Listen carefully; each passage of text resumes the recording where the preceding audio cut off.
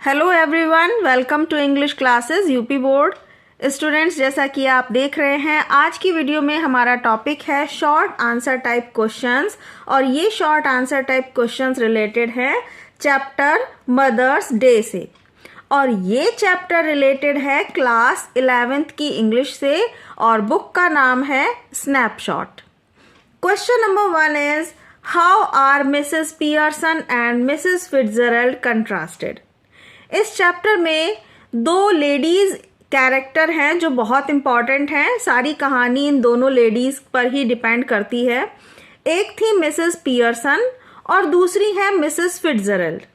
दोनों आपस में बिल्कुल अपोजिट थी। तो आइए देखते हैं इन दोनों के कैरेक्टर को हमें कैसे बताना है शॉर्ट आंसर में और कंट्रास्ट बताना है कि किस तरह से ये आपस में अपोजिट थी। These two ladies are just opposite to each other. ये दोनों लेडीज आपस में एक दूसरे से जस्ट अपोजिट, बिल्कुल अपोजिट थी। Mrs Pearson is a pleasant. Mrs Pearson pleasant थी, सुखद, एक खुशी से, हैप्पीनेस के साथ अपनी जिंदगी जी रही थी। बट वरिड लुकिंग वुमेन, लेकिन परेशान दिखने वाली। वरिड मतलब चिंता करने वाली। तो वो ऐसा दिखाई देती थी कि जैसे हमेशा दुखी रहती हैं, परेशान सी, चिंतित सी रहती हैं। ऐसी वुमेन थी। इन हर 40s का मतलब है उनकी एज। वो लगभग अपने 40वें दशक में चल रही थी। 40 साल से लगभग उनकी एज ऊपर हो चुकी थी। 40 से लेके 50 साल तक का उम्र का दायरा कहलाता है 40s। She speaks in a light soft tone with a touch of suburban cockney। वो बोलती हैं बहुत ही लाइट, बहुत ही हल्की, प्यारी, सॉफ्ट सी आवाज में, टच ऑफ सबअर्बन। कॉकने मतलब उनकी जो बोली में एक अलग होता है ना बोलने का तरीका, तो वो थोड़ा सा सब अर्बन, थोड़ा ग्रामीण और थोड़ा शहरी मिक्स था। सब अर्बन कहते हैं। अर्बन मतलब होता है शहरी, तो शहरी तरीके से नहीं बोलती थी वो। उनकी बोली में थोड़ा सा जो भाव था वो ग्रामीण मिक्स था, तो इसीलिए इसे कहा जा रहा है suburban cockney touch. Mrs Fitzgerald is older. Mrs Fitzgerald उनसे बड़ी हैं उम्र में। हैवियर, हैवी हैं, भारी है उनका शरीर। And has a strong personality, और लेकिन उनका जो व्यक्तित्व है, उनकी पर्सनैलिटी स्ट्रॉन्ग है।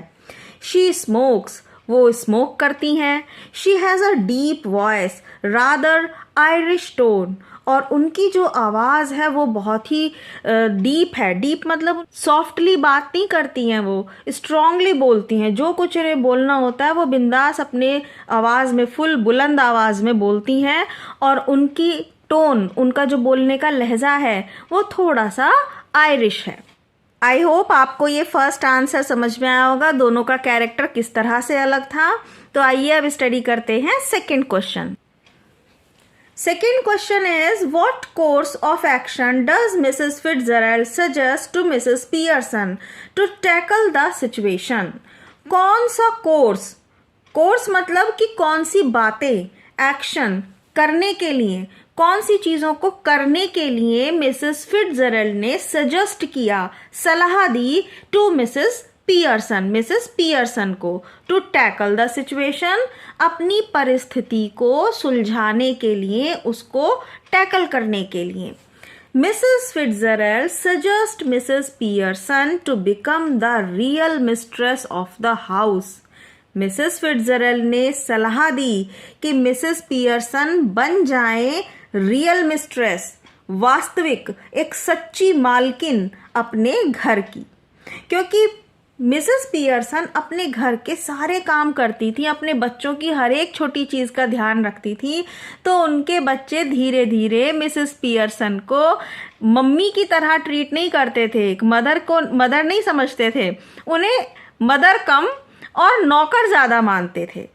इसलिए मिसेस फिट्जजेराल्ड मिसेस पियर्सन को सजेस्ट करती हैं कि वो अपने घर की असली मालिक बनकर दिखाएं। She must let her daughter, son and husband look after themself for once.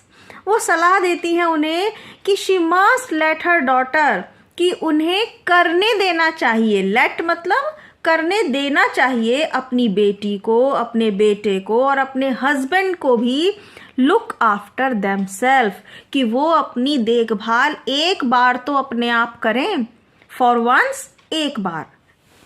That's why they could understand her importance, जिससे कि वे समझ सके उनकी इम्पॉर्टेंस को इन देयर लाइफ, अपने जीवन में। मिसेस फिट्जरैल्ड दस, मिसेस फिट्जरैल्ड इस प्रकार, tells her to be firm, उन्हें बताती है कि वो फर्म, स्ट्रॉन्ग बने, and stick to her decision, उन्होंने जो निर्णय लिया है, डिसीजन लिया है कि मैं अपने फैमिली मेंबर को समझा कर रहूंगी अपनी इम्पोर्टेंस, तो उस डिसीजन पर अडिग रहें, स्टिक रहें। Next is number 3, what difficulties does Mrs. Pearson face while dealing with the various members of her family? कौन सी डिफ़िकल्टीज मिसेस पियर्सन को फेस करनी पड़ी जब उन्होंने अपनी फैमिली मेंबर्स के साथ डील किया? Mrs Pearson loves her husband and children too much. Mrs Pearson अपने हस्बैंड और अपने बच्चों से बहुत प्यार करती हैं। शी डज नॉट फाइंड करेज, और उनको इतना ज़्यादा साहस नहीं मिल रहा था, उनको हिम्मत नहीं मिल रही थी to discuss the problem with them, कि वो अपनी इन प्रॉब्लम को उनके साथ डिस्कस करे। She only keeps dropping hints, वो उन्हें समझाने के लिए केवल हिंट देती थी। She does not know where to start, वो ये नहीं जानती थी कि कहाँ से शुरुआत करे। She does not know how to begin discussion, और वो ये भी नहीं जान पा रही थी कि वो अपना डिस्कशन, अपनी इस बात को कहने के लिए कि मुझे भी रेस्पेक्ट चाहिए, मुझे भी छुट्टी चाहिए, सब अपना काम खुद करो, तो वो चीज़ डिस्कशन करने की उनको शुरुआत नहीं मिल रही थी। She does not know how to begin discussion with the other members of the family. Next is number 4, why does Doris Pearson feel astounded on returning home? Doris Pearson ने क्या फील किया? एस्टाउंडेड मीन्स वंडर, एक तरीके से surprise, जब वह घर लौटकर आई।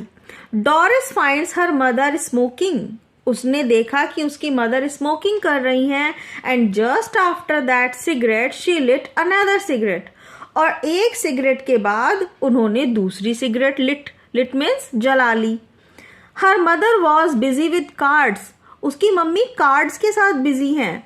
Doris ask about ironing her yellow silk, अब डोरिस ने पूछा कि क्या आपने मेरी येलो सिल्क ड्रेस को आयरनिंग प्रेस कर दिया है? बट फील्स एस्टाउंडेड, लेकिन उसे सरप्राइज होता है, एस्टाउंडेड फील करती है on seeing her mother's behaviour, अपनी मम्मी के बिहेवियर को देखकर, क्योंकि उसकी मम्मी पहले कभी भी ऐसा नहीं करती थी, और बेटी ने जो ऑर्डर दिया है ना कि मेरी येलो सिल्क ड्रेस आयरन हो जानी चाहिए, तो उसकी मम्मी उसके लिए वो आयरन करके रखती, लेकिन ऐसा नहीं हुआ। लास्ट क्वेश्चन है number 5, and I hope students आपको आंसर समझ में आ रहे होंगे और आपने वीडियो को लाइक कर दिया होगा।